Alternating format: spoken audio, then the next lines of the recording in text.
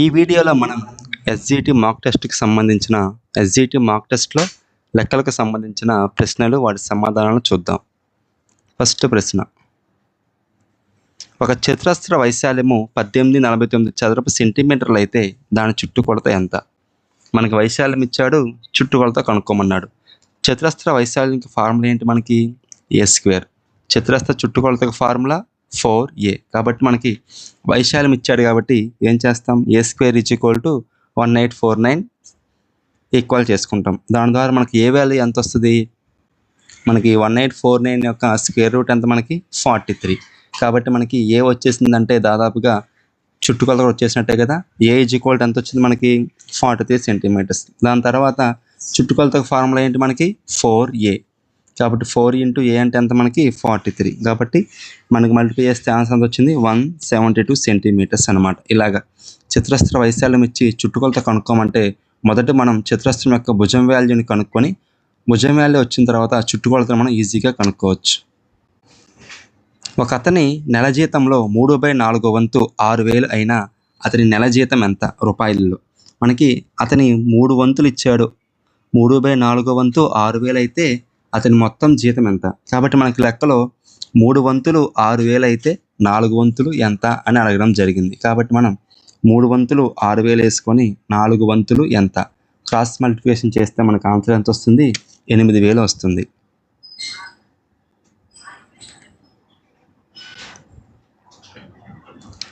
Five 5:7 మరియు 2:9 యొక్క బహుళ నిష్పత్తి.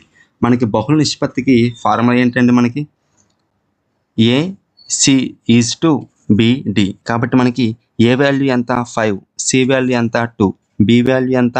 7, డి వాల్యూ ఎంత? 9. 5 2 = 10, 7 9 = 63. కాబట్టి 5:7 మరియు 2:9ల బహుళ నిష్పత్తి 10:63. తర్వాత ప్రశ్న, ఒక ఉపాధ్యాయుడు 72 నోట్బుక్స్ను కొని తరగతిలోని విద్యార్థులందరికీ సమానంగా పంచాడు. ప్రతి విద్యార్థికి 4 నోట్బుక్స్ లభించిన ఎడల ఆ తరగతిలో మొత్తం విద్యార్థుల సంఖ్య ఎంత? ప్రతి విద్యార్థికి ఎన్ని ఇచ్చాడు? 4 ఇచ్చాడు. మొత్తం ఎన్ని? మనకి 72. కాబట్టి 72/4 వేసుకుంటే 4 యొక్క మనకి 72లో 18 సార్లు క్యాన్సిల్ అవుతుంది. కాబట్టి మొత్తం విద్యార్థుల సంఖ్య ఎంత? మనకి 18. మనకి ఈ ప్రశ్నలో ఎక్స్ వాల్యూ ఇచ్చాడు, వై వాల్యూ ఇచ్చాడు. 2x - 3y + y వాల్యూ ఎంతో కనుక్కోమన్నాడు. కాబట్టి ఎక్స్ వాల్యూని ఎక్స్ ఉన్న చోట 1 సబ్స్టిట్యూట్ చేద్దాం, వై ఉన్న చోట 2 సబ్స్టిట్యూట్ చేద్దాం. ఇలా సబ్స్టిట్యూట్ చేస్తే మనకు వచ్చే ఆన్సర్ అంతా -3. సబ్స్టిట్యూట్ చేసి దాని వాల్యూ కనుక్కుంటే మనకు వచ్చే సమాధానం -3. ఒక త్రిభుజం యొక్క 2 భుజాలు 12 సెంటీమీటర్లు మరియు 14 సెంటీమీటర్లు మరియు దాని చుట్టుకొలత 36 సెంటీమీటర్లు అయిన మూడవ భుజం యొక్క పొడవు.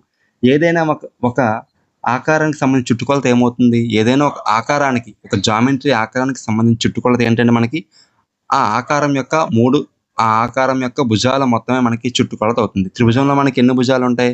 3 భుజాలు ఉంటాయి. కాబట్టి 3 భుజాల చుట్టుకొలత ఎంత? మనకి 36 సెంటీమీటర్లు. వాడికి ఎన్ని ఇచ్చాడు?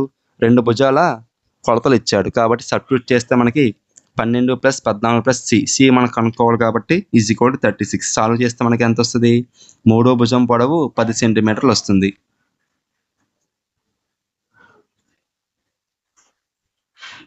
(3x డిగ్రీలు మరియు 6x డిగ్రీలు పూరక కోణాలైన x విలువ ఎంత? 2 పూరక కోణాల మొత్తం ఎంత మనకి? ఎప్పుడు 2 పూరక కోణాల మొత్తం మనకి 90 డిగ్రీలు కదా. కాబట్టి 3x డిగ్రీలు + 6x డిగ్రీలు = 90కి మనం ఈక్వల్ చేసుకుంటే ఎక్స్ వాల్యూ మనకి ఎంత వస్తుంది? 10 డిగ్రీలు వస్తుంది. కాబట్టి 2 పూరక కోణాల మొత్తం మనకి 90 డిగ్రీలు, 2 సంపూరక కోణాల మొత్తం మనకి 180 డిగ్రీలు, 2 సంయుగ్మ కోణాల మొత్తం మనకి 360 డిగ్రీలు.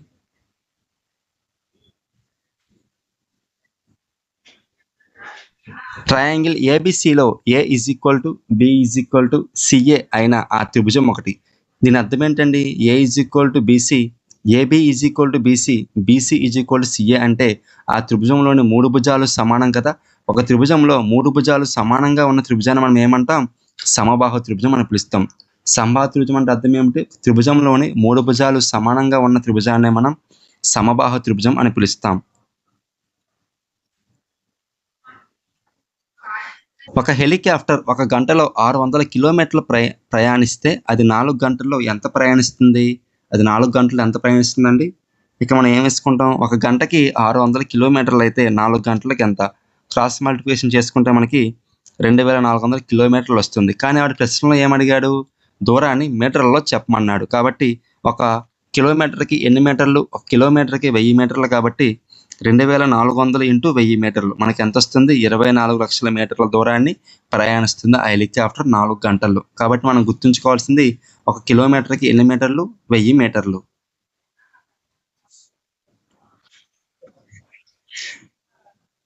ట్రయాంగిల్ ఏబీసీలో angle A is equal to 30 డిగ్రీలు, angle B is equal to 50 డిగ్రీలు అయిన యాంగిల్ సి విలువ ఎంత? మనకు ఒక త్రిభుజంలో 3 కోణాల మొత్తం ఎంత? త్రిభుజంలో 3 కోణాల మొత్తం 180 డిగ్రీలు కదా! ఆల్రెడీ మనకి వాడు 2 కోణాల కొలతలు ఇచ్చాడు. మూడో కోణం కొలత కనుక్కోమన్నాడు. కాబట్టి మనకి ఈజీగా ఫైండ్ ఔట్ అయ్యేది కదా! త్రిభుజంలో 3 కోణాలు మొత్తం 180 డిగ్రీస్ సబ్స్టిట్యూట్ చేస్తే మనకి 50 ప్లస్ 30 80 వస్తుంది. కాబట్టి 180 లోంచి 80 తీసేస్తే మనకి 100 డిగ్రీస్. కాబట్టి మూడో భుజం కొలత మనకి 100 డిగ్రీలు. 2 పూర్ణ సంఖ్యల మొత్తం -300 అయినా వాటిలో ఒకటి x అయినా రెండవది. 2 పూర్ణ సంఖ్యలను మనం xy అనుకుంటే ఆ సంఖ్యల మొత్తం ఎంత? x + y = -300. ఒక సంఖ్య 60 అయితే రెండవ సంఖ్య మనకి ఏమవుతుంది? సబ్స్టిట్యూట్ చేస్తే మనకి రెండవ సంఖ్య -360 వస్తుంది.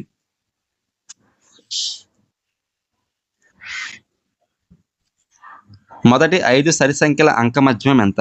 మొదటి 5 సంఖ్యల సరి సంఖ్యల అంకమధ్యం ఎలా అవుతుందండి? దీనికి మనకి ఈజీ మెథడ్ ఉందన్నమాట. ఇచ్చిన సంఖ్యలలో భేదం సమానంగా ఉంటే 2కి 4కి భేదం ఎంత? 2. 4కి 6కి భేదం ఎంత? 2. 6కి 8కి భేదం 2. 8కి 10కి భేదం 2. ఇలా ఇచ్చిన సంఖ్యలలో భేదం అనేది సమానంగా ఉంటే మనకి అంకమధ్యం ఏమవుతుందంటే మొదటి సంఖ్య ప్లస్ చివరి సంఖ్య బై 2 వేస్తే మనకి అంకమధ్యం వచ్చేస్తుంది. కాబట్టి మొదటి సంఖ్య ఎంత మనకి? 2. చివరి సంఖ్య 10 బై 2 వేసామంటే మనకి అంకమధ్యం 6 వస్తుంది. ఇలా కాకపోయినా సరే మనం అంకమధ్యానికి ఫార్ములా ఏంటి? రాసుల మొత్తము బై రాసుల సంఖ్య వేసి చేసినా మనకి సేమ్ సమాధానం 6 వస్తుంది.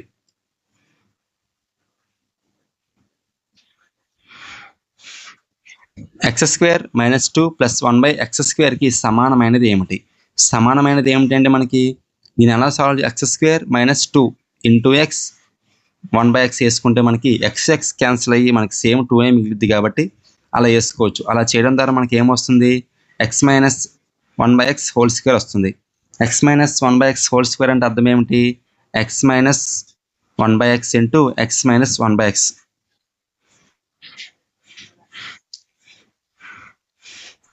12,000 ఓటర్లు గల ఒక నియోజకవర్గంలో 60% మంది ఓటు వేసిన ఆ నియోజకవర్గంలో ఓట్లు వేసిన వారి సంఖ్య ఎంత అన్నాడు. కాబట్టి మనకి 12,000 అనేది 100%కి సమానమైతే 60% విలువ ఎంతో కనుక్కోమన్నాడు. కాబట్టి మనం అలా ఎలా వేస్తాం? 100% ఓటర్లు మనకి 12,000 అయితే 60% క్రాస్ మల్టిప్లికేషన్ చేసుకుంటే మనకి ఆన్సర్ ఎంత వస్తుంది? 7,200.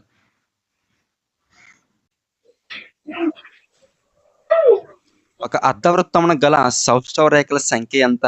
ఒక అర్ధవృత్తమున గల సౌష్టవ రేఖల సంఖ్య మనకి 1.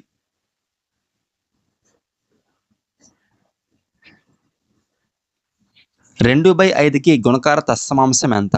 గుణకార తత్సమాంశం అంటే అర్థం ఏమిటండి? ఏ 2 సంఖ్యల లబ్ధమైనా సరే 1కి సమానమైతే ఆ 2 సంఖ్యలు ఒకదానికొకటి గుణకార తత్సమాంశం అవుతాయి. కాబట్టి 2/5ని ఏ సంఖ్యతో గుణిస్తే మనకి ఆన్సర్ 1 వస్తుంది? 2/5ని 5/2తో గుణిస్తే మనకి సమాధానం 1 వస్తుంది. కాబట్టి 2/5కి గుణకార తత్సమాంశం 5/2.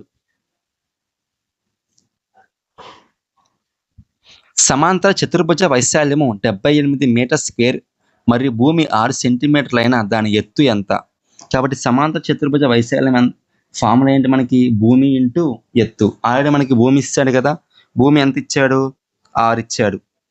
6 into h is equal to 78 మీటర్లు. కాబట్టి h వాల్యూ మనకి ఎంత వస్తుంది? 13 మీటర్లు.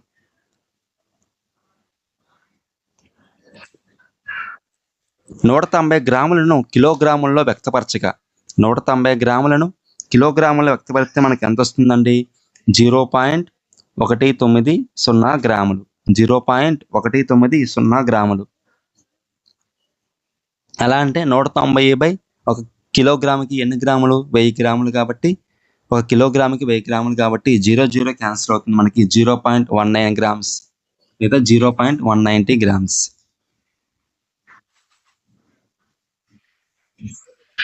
x/7 - 2 = 5. x యొక్క వర్గమూలపు విలువ. మనం ఈ ఈక్వేషన్ సాల్వ్ చేస్తే మనకి x వాల్యూ ఎంత వస్తుంది? x వాల్యూ 49 వస్తుంది. కానీ వాడు మనకి x వాల్యూ అడగలేదు, x యొక్క స్క్వేర్ రూట్ అడిగాడు. కాబట్టి 49కి స్క్వేర్ రూట్ ఏంటి మనకి? 49కి స్క్వేర్ రూట్ 7.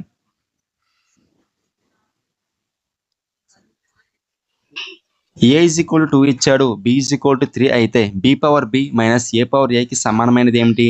మనకు ఆ వాల్యూస్ని సబ్స్టిట్యూట్ చేస్తే మనకు వచ్చే సమాధానం ఎంత? 23. వాల్యూస్ని సబ్స్టిట్యూట్ చేస్తే మనకు వచ్చే సమాధానం 23. 12, 16, 20ల కాసాగు ఎంత? 12, 16, 20ల కాసాగు ఎంత అంటే మనకి 240 వస్తుంది.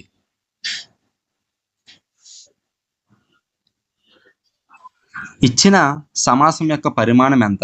డిగ్రీ ఎలా కనుక్కుంటామండి? ఇచ్చిన పదాలలోని హైయెస్ట్ ఎక్స్పోనెంట్స్ ఉన్నదే మనకి డిగ్రీ అవుతుంది. కాబట్టి మనకి ఫస్ట్ చూడండి, x/4, y/3 ఆ రెండింటిని యాడ్ చేస్తే 4 + 3 ఎంత?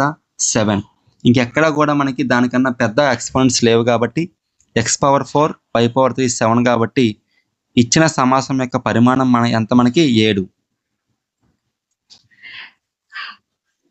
రెండు సంఖ్యల లబ్దం 1296 అయితే వాటిలో మొదటి సంఖ్య రెండో సంఖ్య 16 రెట్లు అయినా అందులో ఒక సంఖ్య అన్నాడు. దీన్ని ఎలా చేసుకుంటాం? x × 16x = 1296. 16 యొక్క 1296లో మనకి 81 సార్లు క్యాన్సిల్ అవుతుంది.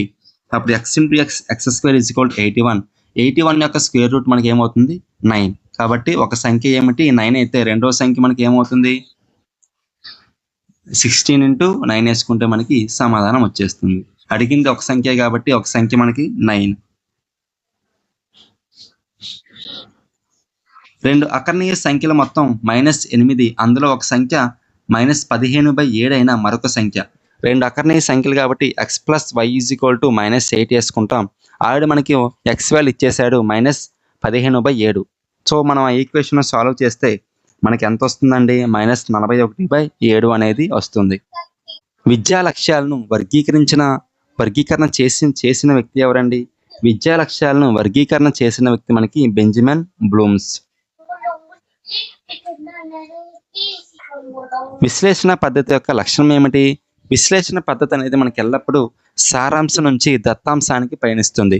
విశ్లేషణ పద్ధతి ఎప్పుడు మనకి సారాంశం నుంచి దత్తాంశానికి పయనిస్తుంది.